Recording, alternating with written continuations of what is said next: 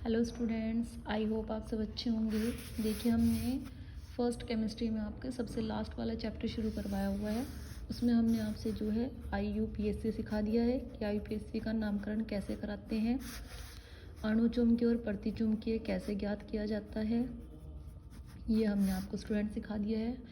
अब इसमें जो है एक क्वेश्चन आता है कि किसी भी उपसहसंयोजी यौगिक में केंद्रीय धातु की ऑक्सीकरण संख्या वो पूछ लेता है, और एक दूसरा पूछता है वो समन्वयन संख्या। कौन सी संख्या स्टूडेंट? समन्वय संख्या। अब देखिए, सबसे पहले तो हमें ये पता होना चाहिए कि हमें समन्वयन संख्या और ऑक्सीकरण संख्या वो किसकी कहेगा। स्टूडेंट, ऑक्सीकरण संख्या और समन्वयन संख्या वो हमें किसकी बोलेगा निकालने के लिए? किसी भी उपसहसंयोजी यौगिक की। अब देखिए, यहाँ पर जो क्वेश्चन आया हुआ है इसमें उसने कहा है कि इसका IUPAC नाम लिखिए, लेकिन हमने IUPAC नाम में एक चीज़ बताई थी आपसे कि यहाँ पर IUPAC नाम में हमें लिगेंड की केंद्रीय धातु जो लिगेंड वो होता है हमारा केंद्रीय धातु, उसकी हमें ऑक्सीकरण संख्या भी लिखनी होती है। अब हम ऑक्सीकरण संख्या कैसे निकालेंगे? देखिएगा इधर, जैसे हमें एक फॉर्मूला दिया गया है ये K4FeCN का होल 6। अब स्टूडेंट्स, आपको पता है इसमें केंद्रीय धातु Fe है और ये उपसहसंयोजी यौगिक हमारा कैसा है? ऋणायनिक संकर यौगिक है। अब देखिए, इसमें हमें Fe की ऑक्सीकरण संख्या निकालना है। तो देखिएगा, माना Fe की ऑक्सीकरण संख्या इक्वल x। अब स्टूडेंट्स, हमें पता है कि K के ऊपर 1 पॉजिटिव चार्ज होता है, अर्थात पोटेशियम की ऑक्सीकरण संख्या +1 होती है और साइनाइड की -1 होती है। तो 4 की मल्टीप्लाई -1 से करेंगे। Fe की हमने x मानी है और साइनाइड के भी बताया था कि -1 होती है, सॉरी यहाँ +1 आएगा, और ऑल ओवर कोई चार्ज नहीं है, इसलिए ऑक्सीकरण संख्या सभी यौगिकों की किसके बराबर हो जाएगी? 0 की। 4 + x और माइनस के 6, प्लस माइनस माइनस और इक्वल किसके हो जाएगा स्टूडेंट्स? 0 के। 6 इधर किसका है? माइनस का, इधर प्लस का हो जाएगा। 4 प्लस का इधर जाके किसका हो जाएगा? माइनस का। तो x इक्वल कितना आ जाएगा? +2। तो देखिए, इस यौगिक में Fe की ऑक्सीकरण संख्या कितनी आई है? +2। अब सपोज कीजिए स्टूडेंट, उसने आपसे ऑक्सीकरण संख्या नहीं कहा, उसने कहा समन्वयन संख्या ज्ञात कीजिए। अब समन्वयन संख्या के लिए देखिए हम क्या कहेंगे। सबसे पहले हमें समन्वयन संख्या की परिभाषा पता होनी चाहिए। समन्वयन संख्या क्या कहती है?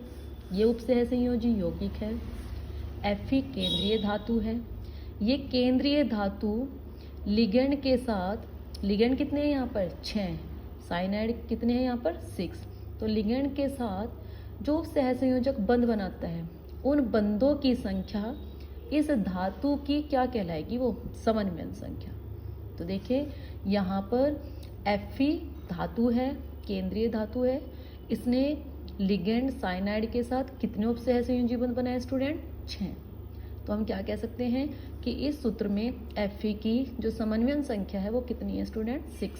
तो देखिए,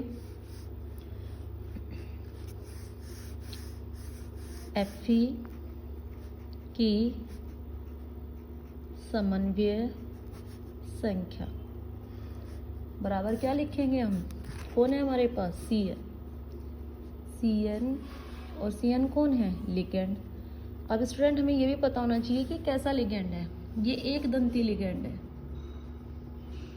एक दंती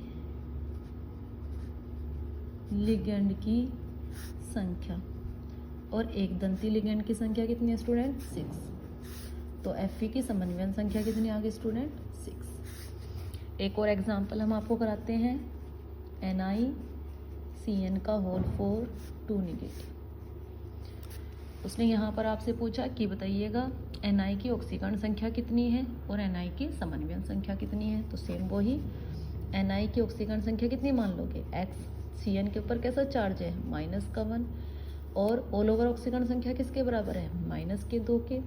x बराबर क्या आ जाएगा? -4 -2, और x बराबर -4 -4 4 इधर जाके किसका हो जाएगा? प्लस का, और x बराबर क्या आ जाएगा?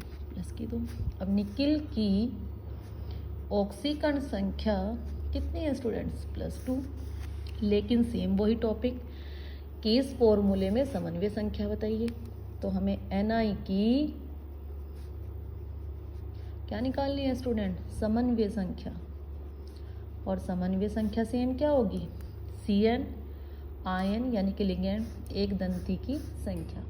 एक दंती लिगेंड की संख्या कितनी है और यहाँ पर 4, इसलिए यहाँ पर समन्वय संख्या कितनी आ जाएगी, 4। तो देखिए, आई होप आपको ये क्वेश्चन समझ में आया होगा। इसको आप करना, 101% आपको ऑक्सीकरण संख्या और समन्वय संख्या निकालने के लिए जरूर मिलेगी। Thank you and have a nice day.